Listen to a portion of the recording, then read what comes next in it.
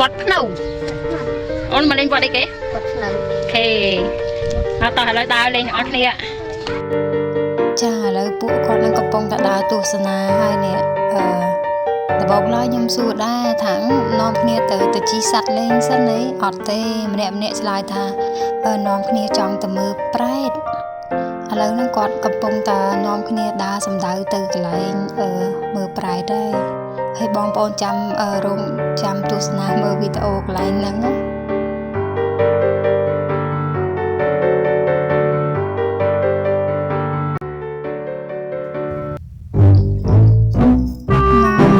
ឥឡូវចាប់ផ្ដើមហើយកូនបើខ្ញុំមុនគេ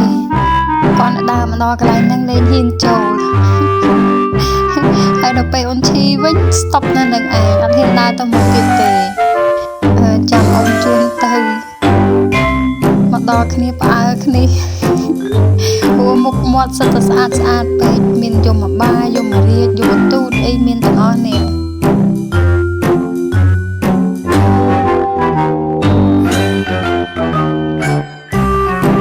តោះឥឡូវយើងចូលទៅមើល3 4នាក់ក្នុងនេះវិញនេះ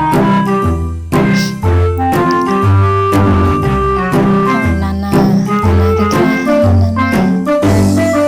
អាយ៉ាលើអត់សូវស្រួលសំទឹកមុខចេះអូរត់មករបងឡៃហើយមើលអូនឈីមើលឡើងស្លេកមុខអស់ហើយ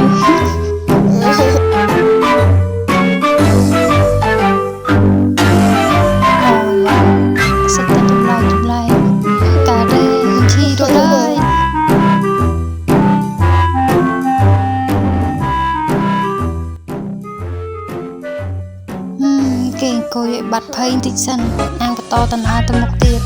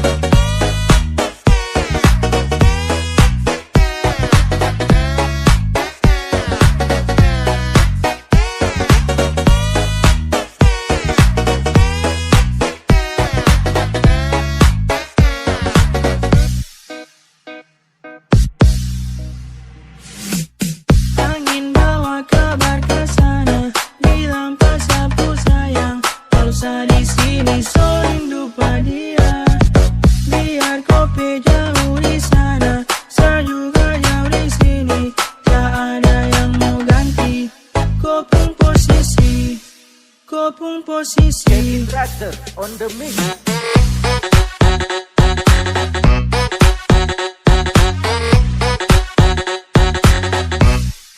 Kopung posisi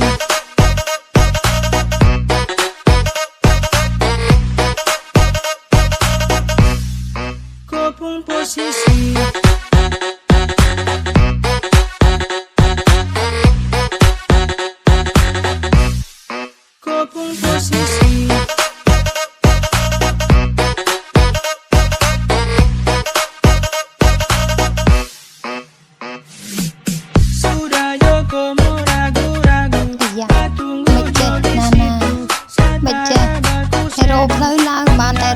chọn cười nhẹ chạy hai ra mẹ chui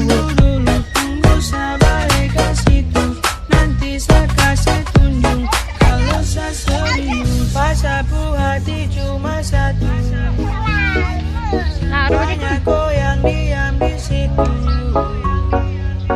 biar kau tak bisa jauh antara usah mau ragu bye bye hăng